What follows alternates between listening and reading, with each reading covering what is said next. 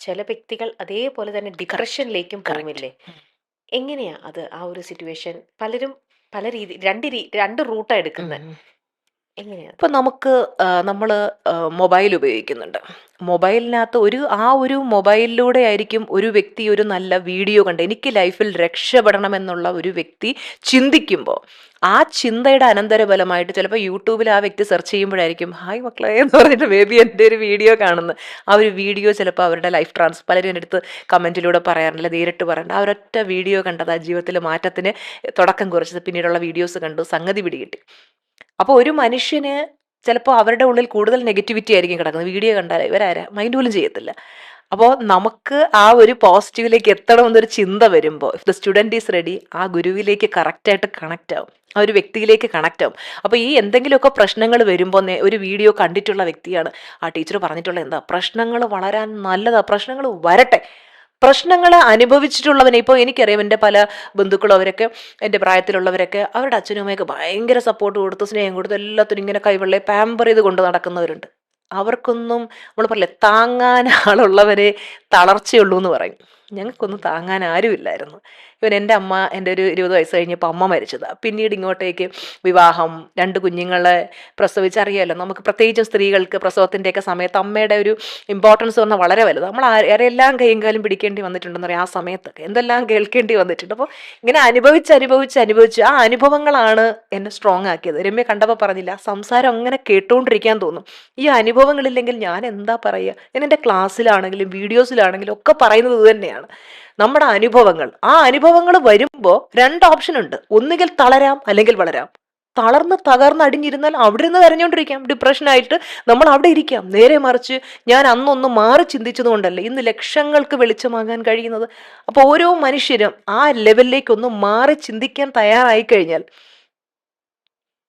അത് സ്വയം ഓരോ വ്യക്തി തന്നെ വിചാരിക്കണം. വിചാരിക്കണം, പോസിറ്റീവ് തിരഞ്ഞെടുക്കണോ നെഗറ്റീവ് നെഗറ്റീവ് തിരഞ്ഞെടുക്കണോ. ട്രോമാസ് ഉണ്ടാവും ലൈഫിൽ, പ്രശ്നങ്ങളുണ്ടാവും. പ്രശ്നങ്ങളില്ലാത്ത മനുഷ്യർ എല്ലാവർക്കും പലതരത്തിലുള്ള പല പ്രശ്നങ്ങളാണെന്നേ ഉള്ളൂ. ആ പ്രശ്നങ്ങളിൽ നമ്മൾ എടുക്കുന്ന ഡിസിഷൻ എന്താ? എനിക്ക് മാറണം. നമുക്ക് മാറണമെന്നുണ്ടെങ്കിൽ കറക്റ്റ് അതിന് അങ്ങനെ ചിന്തിക്കുമ്പോൾ തന്നെ ഓരോ കാര്യങ്ങൾ, നല്ല പുസ്തകങ്ങൾ, നല്ല അറിവുകൾ, നല്ല യൂട്യൂബ് വീഡിയോസ് നമ്മളിലേക്ക് എത്തി നമുക്ക് ആ ഒരു ചേഞ്ചിലേക്ക് വരും. അതല്ല എൻ്റെ ലൈഫ് മടുത്തെനിക്ക് മതിയാക്കാമെന്ന് ചിന്തിച്ചാൽ ആ കാര്യങ്ങളുമായിട്ട് ബന്ധപ്പെട്ട കാര്യങ്ങളായിരിക്കും അവരിലേക്ക് വരുന്നത്. സോ എപ്പോഴും നമ്മൾ എന്ത് തിരഞ്ഞെടുക്കുന്നു, നമ്മുടെ ചിന്ത, ലോ ഓഫ് അട്രാക്ഷൻ എന്ന് പറഞ്ഞത് അത് തന്നെയാണല്ലോ. നമ്മൾ എന്തിലേക്ക് ഫോക്കസ് കൊടുക്കുന്നു അത് നമ്മളിൽ വളരും. അപ്പം നമ്മൾ എപ്പോഴും പോസിറ്റീവിലേക്ക് ഫോക്കസ് കൊടുക്കുക, നല്ലത് ചിന്തിക്കുക. ലൈഫിൽ നമ്മൾ എന്ത് ചിന്തിച്ചാലും നടക്കുമെങ്കിൽ എന്തിനാ ആവശ്യമില്ലാത്ത ചിന്തിച്ച് ലൈഫ് നശിപ്പിക്കുന്നത്?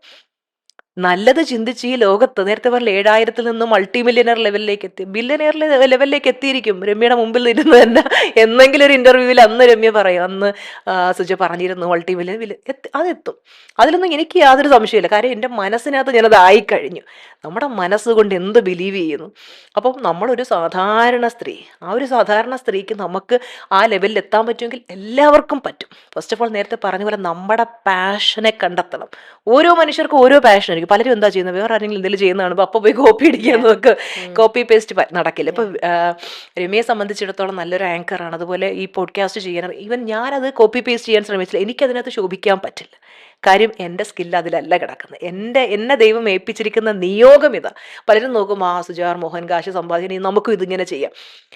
അവർക്കതിനകത്ത് പാഷനില്ലേ, അവർക്കതിൽ ശോഭിക്കാൻ പറ്റില്ല. അവർക്കതിനകത്തൊരു ഇഷ്ടം വേണം. അവരുടെ ലൈഫ് പർപ്പസ് അതാണെന്നുണ്ടെങ്കിൽ ജീവിതത്തിൽ ഇപ്പോൾ ഞാൻ വിജയിക്കുമെന്ന് എനിക്ക് ഉറപ്പുള്ള എന്തുകൊണ്ടെന്ന് വെച്ചാൽ എനിക്കറിയാം ദൈവം എന്നെ ഈശ്വരന് എല്ലാ മനുഷ്യരുടെയും മുന്നിലേക്ക് എത്താൻ പറ്റില്ല. ഈശ്വരൻ ആരുടെയെങ്കിലുമൊക്കെ രൂപത്തിലായിരിക്കും എത്തുന്നത്. വീഡിയോസിന് താഴെ കമൻ്റ് എടുത്ത് നോക്കിയാൽ പലരും പറയാറുണ്ട് ഈശ്വരന് തുല്യമാണ് ടീച്ചറമ്മ ഞങ്ങൾക്ക്. കാരണം അത്രയും തകർന്നടിഞ്ഞിരിക്കുന്ന സമയത്ത് ഈശ്വരൻ്റെ രൂപത്തിലെത്തി ചിലപ്പോൾ നമ്മൾ പറയുന്ന ഒരു വാക്കൊക്കെ ആയിരിക്കും ഒരു മനുഷ്യനെ തിരിച്ച് ജീവിതത്തിലേക്ക് കൊണ്ടുവരുന്നത്. അപ്പോൾ എന്നെ ഒരു നിയോഗം ഈശ്വരനെ ഏൽപ്പിച്ചിട്ടുള്ളതാണ്.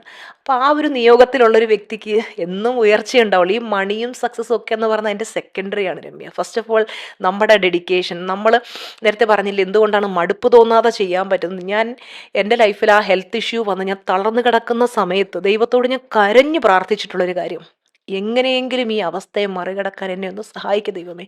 അവിടുന്ന് എന്നെ സഹായിച്ച് ഇനി എൻ്റെ എൻഡ് ഓഫ് ദ ലൈഫ്, എൻ്റെ അവസാന ശ്വാസം വരെ എനിക്ക് എത്ര പേരെ ജീവിതത്തിൽ രക്ഷിക്കാൻ പറ്റും ഞാനത് ചെയ്തിരിക്കും. അത് ഞാൻ എൻ്റെ ഈശ്വരന് കൊടുത്ത വാക്ക്. അതെൻ്റെ എൻഡ് ഓഫ് ദ ലൈഫ് വരെ എനിക്ക് ആയുസ്സും ആരോഗ്യം ഭഗവാൻ ഇന്നുവരെ തരുന്നു, അത് ഞാൻ ചെയ്യും.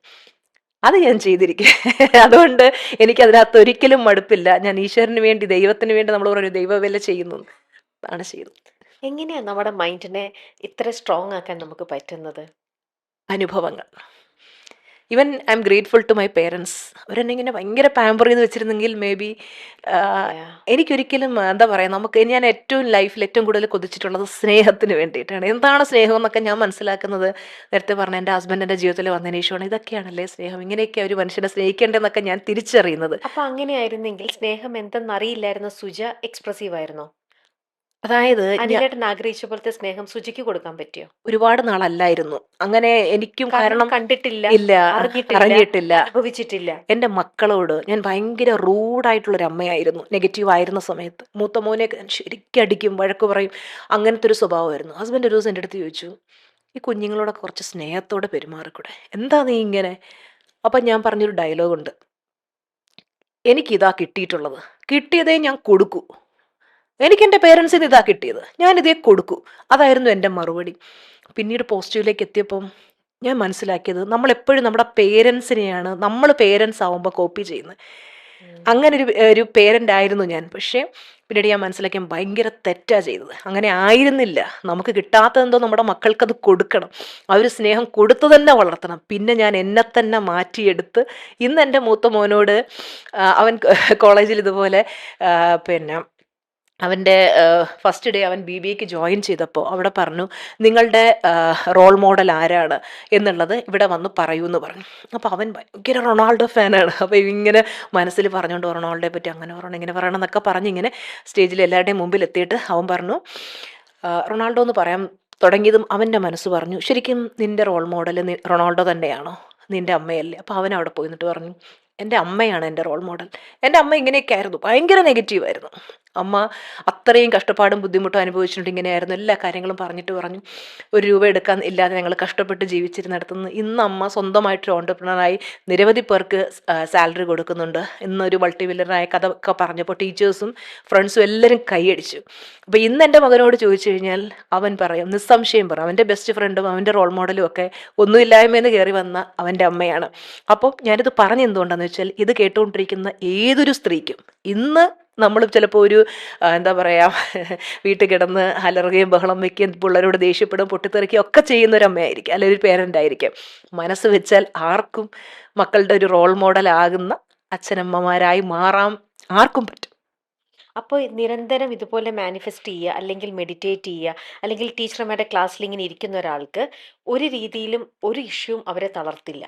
അതിൽ ഗ്യാരണ്ടിയാണ്. ഗ്യാരണ്ടി മീൻസ് ആ വ്യക്തി എങ്ങനെ പ്രാക്ടീസ് ചെയ്യുന്നു എന്നതിനനുസരിച്ചിരിക്കും. ഐ ആം ഒൺലി എ ഗുരു. സുജേനെ തളർത്തില്ല. എങ്ങനെ? ഒരു ഇഷ്യൂവും സുജേനെ ഞാൻ തളർത്തില്ല. പറഞ്ഞല്ലോ, പറയാലോ. ലൈഫിൽ പല ഇഷ്യൂസും. ഇപ്പോൾ കുറച്ച് ഒരു 2 വീക്സ് ആയി എൻ്റെ അമ്മയുടെ സഹോദരൻ മരിച്ചു. എനിക്ക് എൻ്റെ ആൾക്കാരെന്നൊക്കെ വെച്ച് കഴിഞ്ഞാൽ ഞാൻ ജീവനാണ്. എനിക്കതൊക്കെ എൻ്റെ സാധനത്തിനൊക്കെ അപ്പുറത്താണ്. എനിക്കത് പെട്ടെന്ന് അറിഞ്ഞപ്പോൾ എനിക്ക് പെട്ടെന്ന് വിഷമമായി. പെട്ടെന്നൊരു ദിവസം കൈവേദനയായിട്ട് ഹോസ്പിറ്റലിൽ പോകുന്നു, പിന്നെ ഇങ്ങനെ ICUലാവുന്നു, വെന്റിലേറ്ററിലാവുന്നു, പിന്നെ മാമൻ തിരിച്ചു വന്നില്ല. അപ്പോൾ സ്വാഭാവികമായിട്ട് ഇത് അറിയുമ്പോൾ I am not a robot, I have all the emotions. ഞാനൊന്ന് ഡൗൺ ആയി. ഹസ്ബൻഡ് ഇവിടെ ഇരിപ്പുണ്ട്, അദ്ദേഹത്തിൻ്റെ മുമ്പിൽ വെച്ച് ഞാൻ പറഞ്ഞു, ഞാനൊന്ന് കരഞ്ഞു. കരഞ്ഞിട്ട് കണ്ണ് തുടച്ചു, ബാ നമുക്ക് പോവാം. എക്സ്പ്രസ് ചെയ്തു, but within 1 or 2 minutes I came back to normal. തിരിച്ചു വന്നു.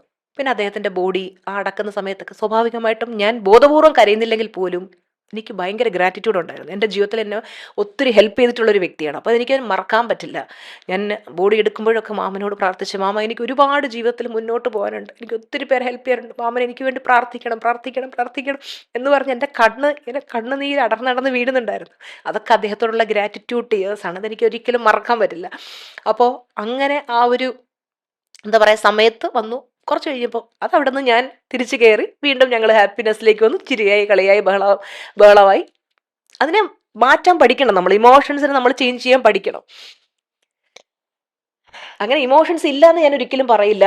നമുക്ക് വരും. ഇമോഷൻസ് എല്ലാ മനുഷ്യർക്കും ഉണ്ട്. നമ്മളിപ്പോൾ ഞാൻ അതിനെപ്പറ്റി ചിന്തിച്ചപ്പോൾ പോലും എനിക്കത് വന്നു. കാരണം ഞാൻ പറഞ്ഞില്ലേ, നമുക്ക് ഒരുപാട് സ്നേഹം കിട്ടിയിട്ടില്ല, അങ്ങനെയാണ് ഇങ്ങനെയാണ് എന്നൊക്കെ പറഞ്ഞാലും രക്തബന്ധം എന്ന് പറയുന്നൊരു കാര്യമുണ്ട്. നമുക്ക് മുറിച്ചു മാറ്റാൻ പറ്റാത്ത കുറേ കാര്യങ്ങളുണ്ട്. അപ്പോൾ സ്വാഭാവികമായിട്ടും എന്നെ ഒത്തിരി ജീവിതത്തിൽ സഹായിച്ചിട്ടുള്ളൊരു അമ്മാവും കൂടെയാണ്. നമുക്ക് ഞാൻ ബി.എഡിന് പോകാനായിട്ട് എനിക്ക് അഡ്മിഷൻ എടുത്ത് തന്നിട്ടുള്ളതും, എൻ്റെ അമ്മ മരിച്ചു കഴിഞ്ഞപ്പോൾ ഞങ്ങളുടെ വിവാഹത്തിന് എല്ലാം മുൻകൈ എടുത്ത് നിന്ന് എനിക്ക് എല്ലാ കാര്യങ്ങളും ചെയ്തു തരാനായിട്ട് എല്ലാത്തിനും അത്രയും ഹെൽപ്പ് ചെയ്തിട്ടുള്ളൊരു വ്യക്തിയാണ്. സോ ഗ്രാറ്റിറ്റ്യൂഡ്, അതാണ് എപ്പോഴും ഗ്രാറ്റിറ്റ്യൂഡ്. അപ്പോൾ എൻ്റെ ഒരു സ്റ്റുഡൻറ്റും എൻ്റെ ഒരു റിലേറ്റീവാണ്, വന്ന് എന്നെ കെട്ടിപ്പിടിച്ചിട്ട് പറഞ്ഞു, ടീച്ചറമ്മ കരയറെന്ന് പഠിപ്പിച്ച ടീച്ചറമ്മയാണ്. ഞാൻ പറഞ്ഞു, മക്കളെ കണ്ണുനീരല്ല, അത് എൻ്റെ ഒരു നന്ദിയുടെ സൂചകമാണ്, എന്നെ അത്ര ഹെൽപ്പ് ചെയ്തിട്ടുണ്ട്. അപ്പോൾ അതുപോലെ ലൈഫിൽ പല സിറ്റുവേഷൻസും വരുമ്പോൾ നമ്മളൊന്ന് ബാക്കടിച്ചു പോവും, തിരിച്ച് വീണ്ടും കയറുക. എനിക്ക് അവിടെ കരഞ്ഞുകൊണ്ടിരിക്കാൻ പറ്റില്ല. അടുത്ത സെക്കൻഡ് ഞാൻ മാറി വീണ്ടും പോസിറ്റീവിലേക്ക് വന്നു. മാനിഫെസ്റ്റേഷൻ, അഫർമേഷൻ എന്നൊക്കെ കേൾക്കുമ്പോൾ ഇന്ന് നമുക്ക് എല്ലാവർക്കും സുപരിചിതമാണ് അല്ലേ? Mind power trainer, celebrity coach, ഇങ്ങനെയൊക്കെ കേൾക്കുമ്പോൾ ആരുടെ പേരായിരിക്കും ആദ്യം ഓർമ്മ വരുന്നത്? സുജ ആർ മോഹൻ, സോഷ്യൽ മീഡിയയിലെ ഇന്നത്തെ ഏറ്റവും best life coaching, mind power training, business coaching, celebrity coaching എന്നിവയിലെല്ലാം പ്രഗത്ഭയായ സുജ ആർ മോഹൻ്റെ പേര് തന്നെ. ഇന്ന് നമുക്കെല്ലാവർക്കും അറിയാം യൂണിവേഴ്സൽ ട്രൂത്ത് എന്ന് പറയുന്നത്. നമ്മുടെ പ്രകൃതി അല്ലെങ്കിൽ നമ്മുടെ പ്രപഞ്ചം, യൂണിവേഴ്സ് എന്ന് പറയുന്നത് നമ്മൾ എന്തും ചോദിക്കാൻ വേണ്ടി കാത്തിരിക്കുന്ന ഒരു സംഭവമാണ് എന്നാണ് ഇന്ന് നമുക്ക് മനസ്സിലാവുന്നത്. ഇത്രയും നാളും ആഗ്രഹിക്കുന്നത് എന്തും നടക്കും, അങ്ങനെ ഒരു കാര്യത്തെപ്പറ്റി ആർക്കും അധികം അറിയില്ല.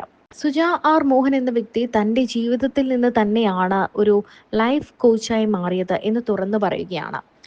അതിൽ നമുക്ക് പണം വേണമെങ്കിൽ പണം ഉണ്ടാക്കാം, പദവി വേണമെങ്കിൽ പദവി ഉണ്ടാക്കാം. യൂണിവേഴ്സിനോട് എന്ത് ചോദിച്ചാലും ചോദിക്കേണ്ട രീതിയിൽ ചോദിച്ചാൽ അത് യൂണിവേഴ്സ് തരും എന്ന് 100% സുജ ഉറപ്പ് പറയുന്നു. നെഗറ്റീവായ സാഹചര്യത്തിൽ എങ്ങനെ പോസിറ്റീവായിരിക്കാം, സന്തോഷമായി ജീവിക്കാൻ എന്ത് ചെയ്യണം? ഒരു നെഗറ്റീവായ വ്യക്തി ആയിരുന്നു താനെന്നാണ് സുജ പറയുന്നത്. തൻ്റെ ചൈൽഡ്ഹുഡ് അത്ര നല്ലതല്ലായിരുന്നു. അമ്മ വളർത്തിയ ഒരു കുട്ടിയായിരുന്നു താൻ. ഒരുപാട് പാമ്പറിംഗ് ഒന്നും ചെയ്യാത്ത, വളരെ സാധാരണമായ ചുറ്റുപാടുകളിൽ ഇഷ്ടപ്പെട്ടതൊന്നും ലഭിക്കാതെ വളർന്നൊരു കുട്ടിയാണ് താനെന്നാണ് സുജ പറയുന്നത്. അങ്ങനെയുള്ള ഒരു സാഹചര്യത്തിൽ നിന്ന് വളർന്നു വന്നതുകൊണ്ട് തന്നെ എല്ലാത്തിനും താൻ നെഗറ്റീവായി കാണുമായിരുന്നു. വിവാഹം കഴിഞ്ഞ ശേഷമാണെങ്കിലും തനിക്ക് ജീവിതത്തിൽ മുന്നേറ്റങ്ങൾ ഒന്നും ഉണ്ടാകാതിരുന്നപ്പോഴൊക്കെ തൻ്റെ ചുറ്റുപാടിനെയും ചുറ്റുമുള്ളവരെയുമാണ് താൻ കുറ്റപ്പെടുത്തിക്കൊണ്ടിരുന്നത്. ആ സാഹചര്യത്തിൽ നിന്നൊക്കെ പിന്നീട് മാറി എന്തെങ്കിലും ചെയ്യണമെങ്കിൽ തൻ്റെ ഭർത്താവ് എപ്പോഴും തന്നെ ഒരു കൊച്ചു കുഞ്ഞിനെ പോലെയാണ് നോക്കുന്നതെന്നും സുജ പറയുന്നു. തൻ്റെ വിവാഹത്തിന് മുൻപ് അമ്മയ്ക്ക് ഭർത്താവ് കൊടുത്ത വാക്കാണ് തന്നെ പൊന്നുപോലെ കുഞ്ഞിനെ പോലെ നോക്കാമെന്നത്. അതിന്നും ഭർത്താവ് നോക്കുന്നുണ്ടെന്നും തൻ്റെ ഭർത്താവ് ഒന്നും ഉള്ളിലേക്ക് എടുക്കാത്ത, നെഗറ്റീവായി ഒന്നും ചിന്തിക്കാത്ത ഒരാളാണെന്നും സുജ പറയുന്നു. എങ്ങനെ ഒരു നെഗറ്റീവിനെ പോസിറ്റീവ് ആക്കാം എന്ന് തൻ്റെ ഭർത്താവിന് അറിയില്ല, അതാണ് പ്രശ്നം. എന്നാൽ കാരണം തൻ്റെ ഭർത്താവ് നെഗറ്റീവായി ഒന്നും അനുഭവിക്കാത്ത ഒരാളായതുകൊണ്ട് തന്നെ അത് തനിക്കറിയില്ല. എന്നാൽ താൻ ഒരുപാട് നെഗറ്റീവ് ഫേസ് ചെയ്ത ആളായതുകൊണ്ട് തന്നെ അതിൽ നിന്ന് കഷ്ടപ്പെട്ട് വേണം പുറത്തേക്ക് വരാൻ. അതുകൊണ്ട് തന്നെ അതെങ്ങനെയാണെന്ന് പഠിച്ചു. 100 കണക്കിന് പുസ്തകങ്ങളാണ് താൻ വായിച്ചു തീർത്തത്. ഈ മാനിഫെസ്റ്റേഷനും അഫർമേഷനും അങ്ങനെയുള്ള കാര്യങ്ങളെല്ലാം തന്നെ താൻ സ്വയം ചെയ്തു നോക്കി. സ്വയം ഇതെല്ലാം പഠിച്ച് ഇതെല്ലാം സ്വന്തമായി അപ്ലൈ ചെയ്ത് വിജയം കണ്ടെത്തിയതിന് ശേഷം മാത്രമാണ് താൻ ഈ ഫീൽഡിലേക്ക് വന്നത്. താൻ ആ സമയത്ത് സൂമിൽ ഹിന്ദിക്കാർക്കാണ് ഈ ക്ലാസ് എടുത്ത് തുടങ്ങിയത്. എന്നാൽ ആ സമയത്ത് ആരും ഈ ഒരു ഫീൽഡിലേക്ക് വന്നിട്ടില്ല. ആരും ഈ ഒരു മാനിഫെസ്റ്റേഷൻ ടെക്നിക്കുകളോ അല്ലെങ്കിൽ യൂണിവേഴ്സൽ ടെക്നിക്കുകളോ ഒന്നും ആരും പറഞ്ഞു കൊടുക്കുക അല്ലെങ്കിൽ ആർക്കും അതിനെക്കുറിച്ച് വലുതായി ഒന്നും അറിയാത്തൊരു സമയത്താണ് താൻ ഈ ഫീൽഡിലേക്ക് വരുന്നത്. സുജ ആർ മോഹൻ നമുക്ക് പഠിപ്പിച്ചു തരുന്നതും അത് തന്നെയാണ്. സുജ ആർ മോഹന്റെ ഒരു അക്കാഡമി തന്നെയുണ്ട്. സുജ ആർ മോഹൻ എന്ന് പറഞ്ഞുകൊണ്ട് ഒരു അക്കാഡമി തന്നെയുണ്ട്. വർഷങ്ങളുടെ അനുഭവം വാഗ്ദാനം ചെയ്യുന്നു. സെലിബ്രിറ്റി കോച്ചിങ് ഒക്കെ നൽകുന്ന അവാർഡ് നേടിയ പരിശീലകൻ ഉൾപ്പെടെയുള്ളവരുള്ള അക്കാഡമിയാണിത്. മൈൻഡ് പവർ ട്രെയിനറാണ് എന്ന് വെച്ചാൽ നമ്മുടെ മനസ്സിനെ നമുക്ക് ആവശ്യമുള്ള രീതിയിൽ ട്രെയിൻ ചെയ്യിപ്പിച്ച് അതിനെ അങ്ങനെ പ്രവർത്തിപ്പിക്കുക. താൻ തന്നിൽ തന്നെ പരീക്ഷിച്ച് നേടിയ അതാണെന്ന് സുജ പറയുന്നു.